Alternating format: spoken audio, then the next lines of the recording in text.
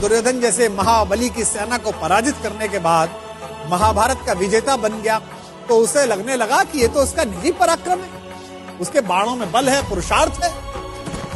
अर्जुन मन ही मन इस बात पर इठलाते हुए अपने रथ पर सवार होकर युद्ध भूमि से लौट रहा था। जब अपने शिविर के आखिर में पहुंच गए तो उसके रथ पर बैठे हुए मधुसूदन सारथी भगवान श्री कृष्ण ने कहा, पार्थ, रथ से नीचे उतर जाओ। उसने श्री कृष्ण से कहा कि माधव, आप सारथी, आप उतर जाइए, मैं भी उतर जाऊंगा। श्री कृष्ण ने कहा, नहीं मित्र, तुमसे कह रहा हूं, तुम पहले नीचे उतर जाओ। जब यह विवाद थोड़ा बढ़ा तो अर्जुन के ठीक पीछे खड़े हुए धर्मराज युधिष्ठिर ने कहा, द्वारिकाधीश अगर कोई बात कह रहे हैं तो उसमें कोई संकेत है। अर्जुन को कुछ समझ तो आया नहीं। भ्रकुटी पर ताव देकर थोड़े अनमने भाव से अर्जुन रथ से नीचे उतर गया। अर्जुन के नीचे उतरने के बाद सब लोग जाने लगे तो कृष्ण जैसे ही रथ के नीचे उतरे, रथ में एक भयंकर विस्फोट हुआ और रथ छोटे छोटे टुकड़ों में बट गया। विजय का सिंहासन सामने देख रहा था जो अर्जुन, जिसके सिर पर विजय का ताज था, उस अर्जुन ने पलट कर देखा तो माधव मुस्कुरा रहे थे और रथ जल रहा था।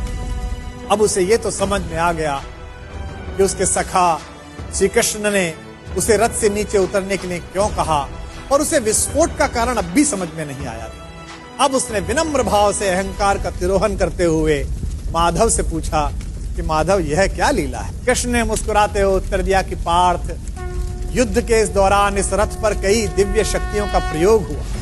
तुम पर जिन घातक अस्त्रों का प्रयोग हुआ उसका बचा हुआ असर भी इस रथ पर था जिस पर हम सवार थे। लेकिन वे सारे अस्त्र शस्त्र और वे घातक शक्तियां केवल इस कारण से काम नहीं कर रही थी कि मैं वहां उपस्थित था। अगर आज मैं इस रथ से तुमसे पहले उतर जाता अर्जुन, तो इस युद्ध को जीतने के बाद भी तुम जीवित ना हो।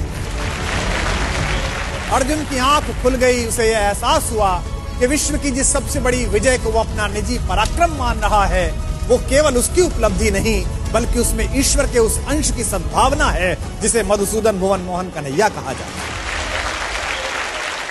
ये कथा ये बताती है कि सिद्धियों के मद में खुद को इतना शक्तिशाली मत समझो कि जिन्होंने हमें सिद्धियां दी हैं उन्हीं को आप आंखें दिखाने लगो। याद रखिएगा, आपकी प्रत्येक सफलता के पीछे कृष्ण जैसे ऐसे असंख्य लोग हैं जिनकी चुपचाप और अदृश्य शुभकामनाओं के कारण आप इस विजय रथ पर सवार हुए हैं। जब भी आपको यह लगने लगे कि आपने यह ऐतिहासिक उपलब्धि स्वयं की बुद्धि शक्ति के कारण पाली है, तो बस उन लोगों के बारे में सोचिए जिनके सहयोग के बिना आपकी यात्रा इतनी आसान न होती।